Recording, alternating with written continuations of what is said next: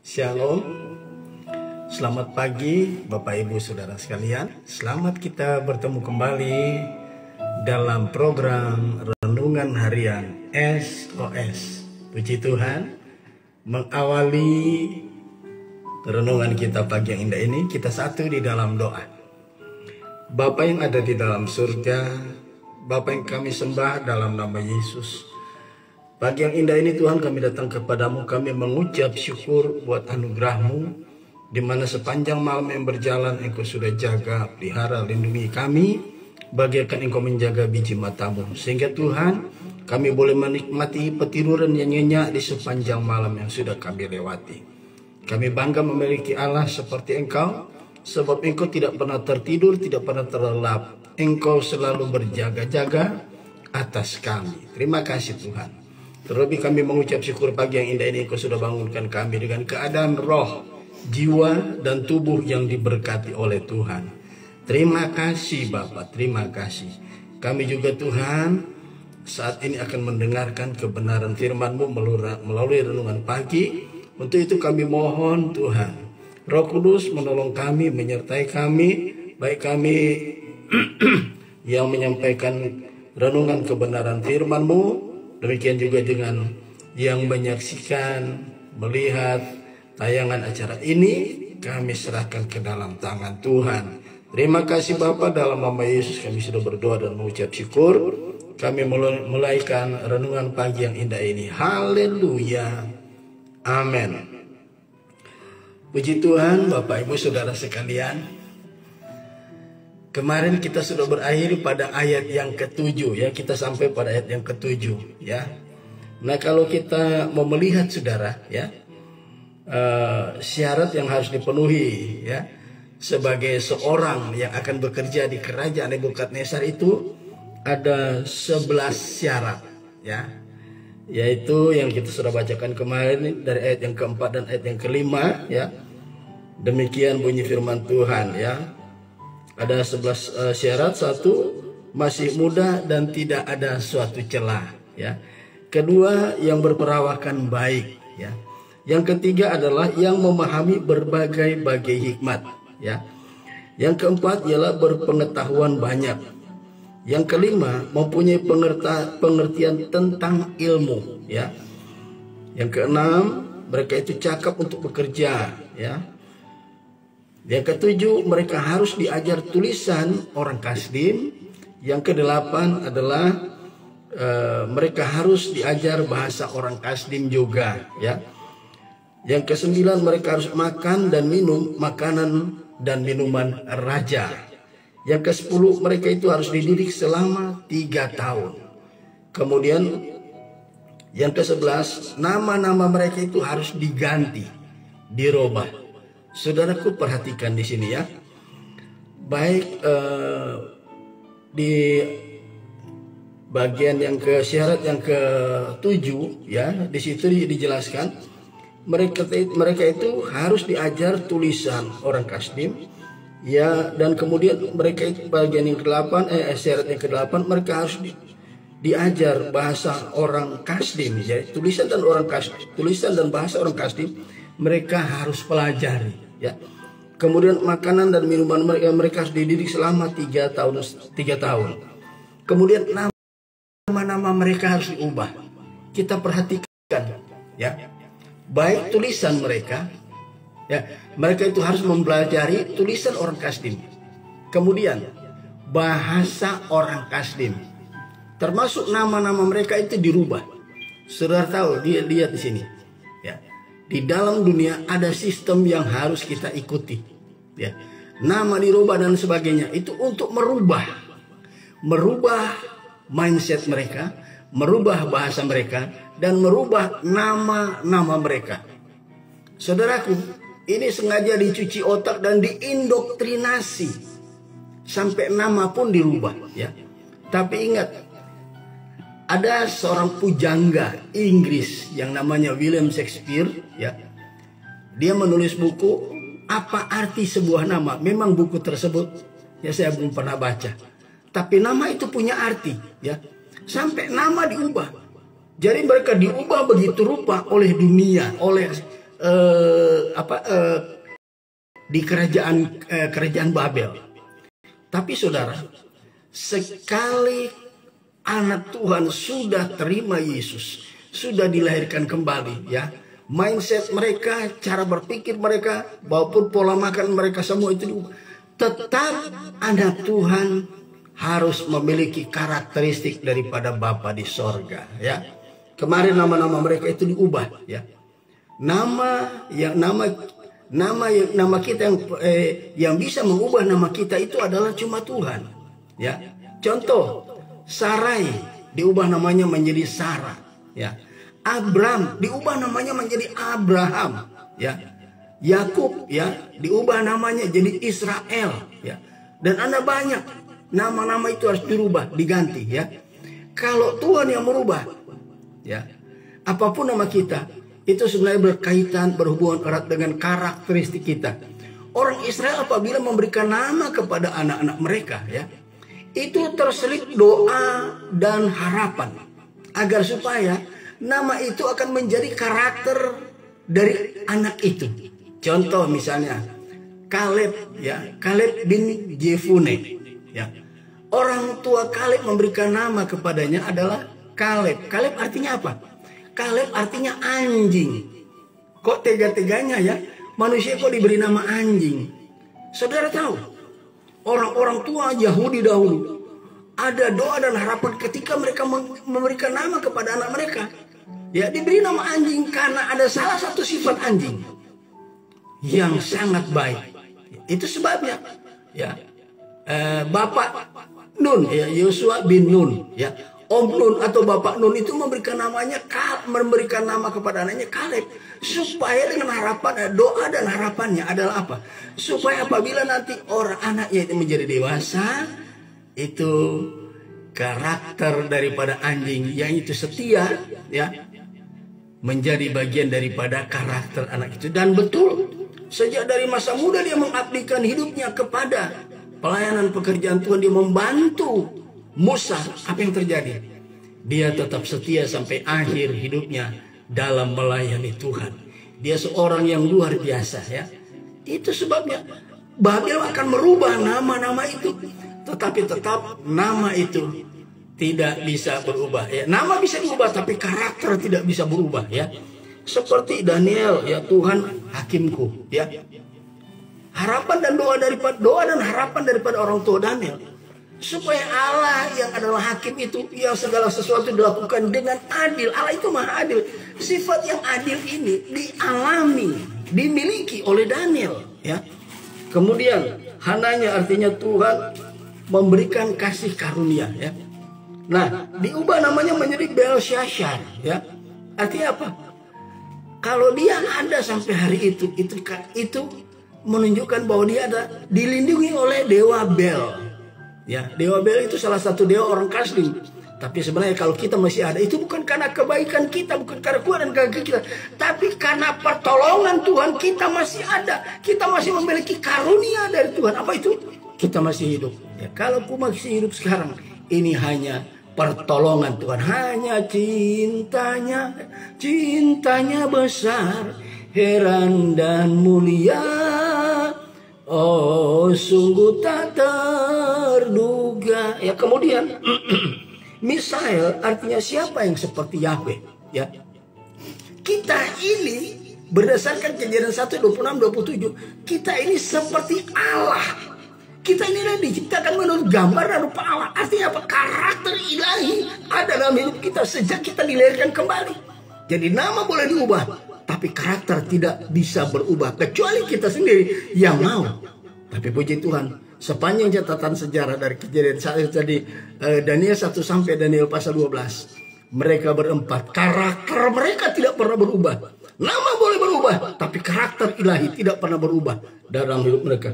Nah, namanya diganti menjadi Mesak, ya. Hananya namanya misalnya diganti namanya menjadi Mesak. Mesak artinya bayangan, ya, pangeran.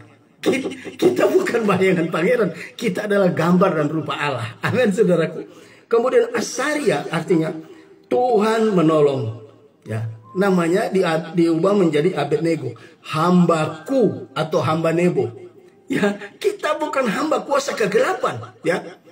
Roma pasal 6 ayat yang ke-18 mari kita baca. Roma pasal 6 ya, ayat 18. Ya, kita lihat. Saya sedikit mengulas tentang bagaimana ya ayat-ayat ini. Ayat 5 sampai ayat yang ke-6 ya. Ayat yang ke-5 sampai yang ke-6 kita sudah bahas. Roma pasal 6 ayat yang ke-18. Roma pasal 6 ayat yang ke-18 kita lihat saudara ya. Nama Asaria artinya Tuhan yang menolong. Ya, diubah menjadi Abednego, hambaku atau hamba Nebo.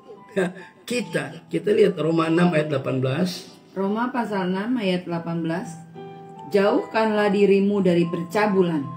Roma pasal 6 ayat yang ke-18. Mohon maaf. Kita akan lihat bunyinya ya. Soulmate saya membantu saya membaca, salah membuka Alkitab ya. Kita tunggu sebentar saudara ya. Roma 6 ayat yang ke-18 ya. Saya akan menjelaskan sedikit tentang arti-arti nama ini ya. Oke.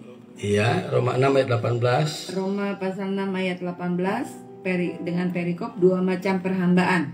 Iya. Kamu telah dimerdekakan dari dosa dan menjadi hamba kebenaran. Ayat yang ke-20. Ayat yang ke-20. Sebab waktu kamu hamba dosa, kamu bebas dari kebenaran. Haleluya ya. Sebab waktu kamu hamba dosa ya, sebelum kita percaya Yesus dan lahir baru, kita adalah hamba dosa. Ya. Ayat 22. Roma 6 ayat 22. Ayat ke-22. Tetapi sekarang, setelah kamu diperdekakan dari dosa dan setelah kamu menjadi hamba Allah, kamu beroleh buah yang membawa kamu kepada pengudusan, dan sebagai kesudahannya ialah hidup yang kekal. Haleluya. Roma 6 ayat 18. Waktu kamu masih hamba dosa, kamu bebas dari kebenaran. Ya. Waktu kita belum lahir baru, kita hamba dosa. Tapi setelah kita lahir baru, Roma 6 ayat 22 berkata, kamu menjadi hamba kebenaran. Setelah kita lahir baru, kita menjadi hamba kebenaran. Nah, nama Asaria Tuhan menolong diubah menjadi Abednego. Abednego artinya hambaku atau hamba Nebo, hamba dewa orang Kasdim, hamba Nebo, Nebo atau hamba Nebo. Ya di Yesaya 46 ayat yang pertama. Yesaya pasal 46 ayat yang pertama ya, kita akan lihat apa bunyi ayat itu ya. Yesaya 46 ayat 1 bagian B. Yesaya pasal 46 ayat 1 bagian B. Yesaya 46 ayat 1 bagian B. Yesaya 46 ayat 1 bagian B. Yang patung-patungnya sudah diangkut di atas binatang, di atas hewan yang pernah kamu arak, sekarang telah dimuatkan sebagai beban pada binatang yang lelah. Yesaya 46. Mohon maaf, ternyata 64 maksud saya ya. Saya salah menulisnya ya. Kita akan melihat Yesaya 64 ayat yang pertama.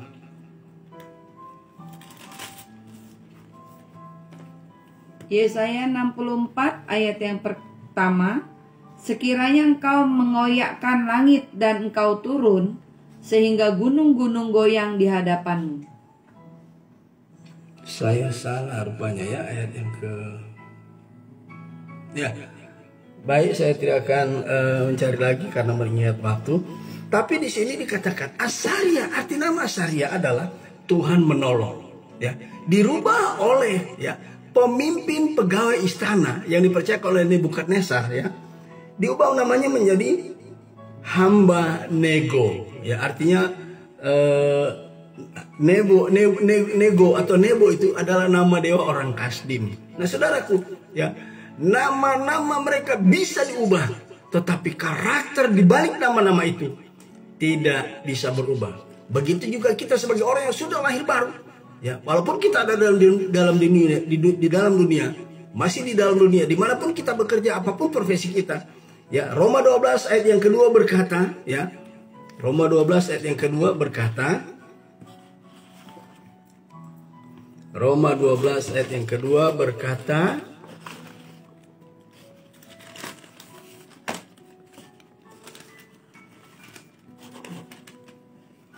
Roma 12 ayat yang kedua berbunyi sebagai berikut, ya. Kita dengarkan ayat ini, ya. Roma 12 ayat yang kedua.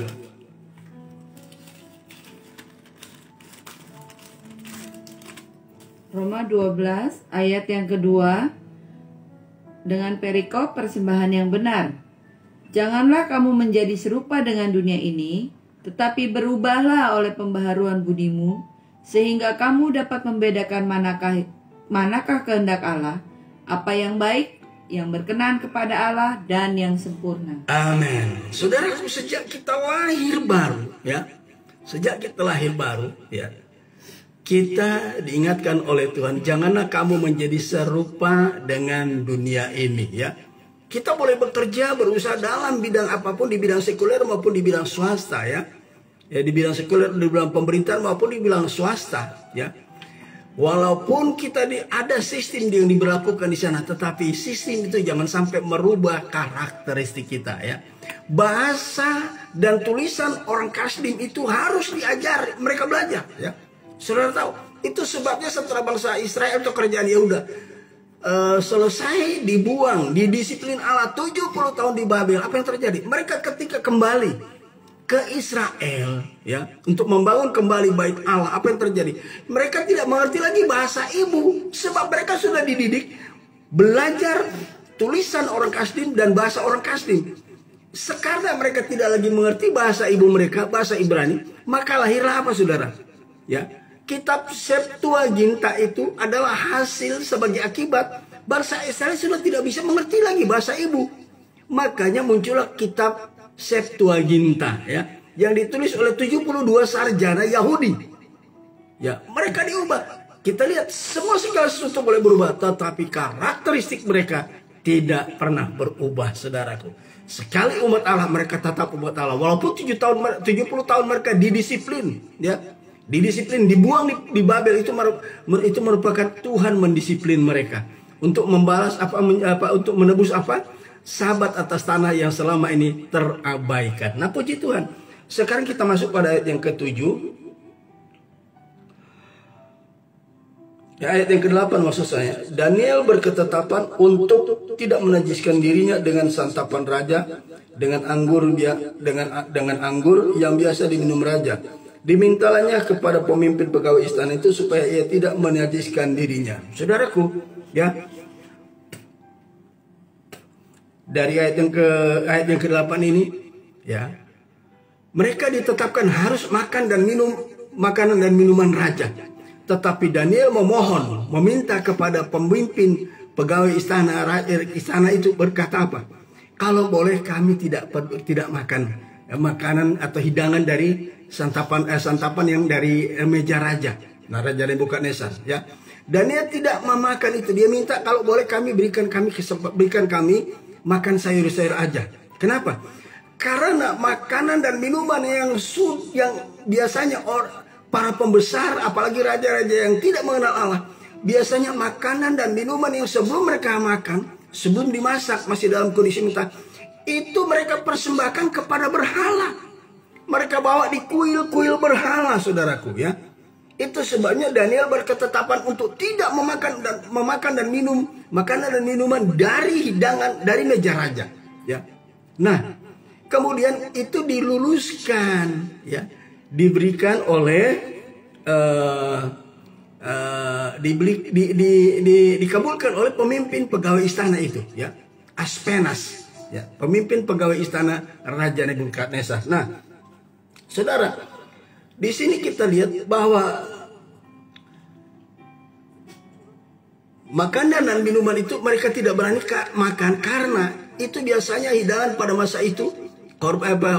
Makanan-makanan yang sebelum dimasak sudah dipersembahkan kepada dewa-dewa asing, dewa-dewa mereka. Itu adalah kebiasaan yang dilakukan oleh raja-raja dan para pembesar yang tidak mengenal Tuhan. Ya, itu sebabnya Daniel berketetapan untuk tidak menajiskan diri dengan makanan dan minuman dari meja Raja Nebukadnezar. Ya, saudara, kita lihat, ya, orang percaya harus menjaga kekudusan hidup ini. Ya, menjauhkan diri segala bentuk dengan segala bentuk kenajisan, termasuk melalui makanan dan minuman. Ya, nah apa hubungannya dengan kita, saudara? Ya, Daniel tidak mau menajiskan dengan makanan dan minuman yang ditetapkan oleh raja. Nah, akhirnya dikabulkan oleh siapa, saudaraku? Oleh Aspenas, kepala pegawai istana. Ya. Nah, kita lihat apa alasan aplikasi aplikasi terhadap kita. Apa aplikasinya? Ya. Apa korelasinya dengan kita? Ya, urgensinya dengan kita. Ya. Kejadian 3 ayat yang ke-6 kita lihat. Kejadian pasal 3 ayat yang ke-6. Kejadian 3 ayat 6. Dengan perikop manusia jatuh ke dalam dosa. Perempuan itu melihat bahwa buah pohon itu baik untuk dimakan dan sedap kelihatannya. Lagi pula pohon itu menarik hati karena memberi pengertian. Lalu ia mengambil dari buahnya dan dimakannya dan diberikannya juga kepada suaminya yang bersama-sama dengan dia. Dan suaminya pun memakannya. Haleluya. Saudara tahu kejatuhan Adam dan Hawa karena mereka memakan buah pohon pengetahuan yang baik dan yang jahat. Ya. Pada waktu Hawa berjalan-jalan di tengah taman itu, dia melihat buah pohon pengetahuan baik dan jahat. Lihat, sangat indah kelihatannya. Ya. Coba di ayat yang 6 tadi bagian. Ya, bacakan tolong lagi. Kejadian 3 ayat 6. Perempuan itu melihat, Hawa melihat bahwa buah pohon itu baik untuk dimakan. Pertama, buah pohon itu dilihat, ya. Kemudian baik untuk dimakan. Ya. Ternyata buah pohon pengetahuan yang baik dan jahat itu baik untuk dimakan menurut Hawa. Ya. Dan sedap kelihatannya. Dan sedap kelihatannya. Sampai di situ dulu. Saudaraku, saudara tahu tidak? Yang membuat Hawa dan Adam jatuh ke dalam dosa karena mereka memakan buah pohon pengetahuan yang baik dan yang jahat. Ya. Ingat 1 Yohanes 2 ayat 15, di sana dikatakan, ya, 1 Yohanes 2 ayat yang ke-15. Di sana dikatakan, ya, apa yang dikatakan di sana? 1 Yohanes 2 ayat 15. 1 Yohanes 2 ayat ke-15. Janganlah kamu mengasihi dunia dan apa yang ada di dalamnya. Jikalau orang mengasihi dunia, maka kasih akan Bapa tidak ada di dalam orang itu. Ayat yang ke-16. Ayat ke-16. Sebab semua yang ada di dalam dunia, yaitu keinginan daging dan keinginan mata, serta keangkuhan hidup, haleluya, bukanlah berasal dari Bapa, melainkan dari dunia. Perhatikan, buah pohon pengetahuan yang baik dan yang jahat yang dimakan oleh Adam dan Hawa membuat mereka jatuh ke dalam dosa. Rasul Yohanes menuliskan kepada jemaat yang pernah dipimpinnya, dikatakan apa? Yang jangan mengasihi dunia dengan apa yang ada di dalamnya, sebab ya semua itu berasal dari kuasa kegelapan. Ayat 16, sebab yang ada di dalam dunia adalah keinginan daging, keinginan mata, dan hidup dengan jemawa atau keangkuhan hidup. Ya, saudaraku, aplikasi makanan dan minuman yang tidak boleh kita dimakan oleh yang tidak dimakan oleh Daniel dan kawan-kawan, itu berbicara keinginan daging. Berapa banyak orang percaya jatuh karena keinginan daging, ya. Amsal 23 kita lihat ayat 1 sampai ayat yang ketiga. Keinginan daging seringkali banyak membuat orang jatuh ke dalam dosa. Ya, hati-hati, keinginan daging ini berlawanan dengan keinginan roh. Ya, Kejadian 23 ayat 1 sampai 3 kita lihat. Amsal maaf, bukan Kejadian. Amsal 23 ayat 1 sampai ke 3. Bila engkau duduk makan dengan seorang pembesar, perhatikanlah baik-baik apa yang ada di depanmu. Taruhlah sebuah pisau pada lehermu bila besar nafsumu.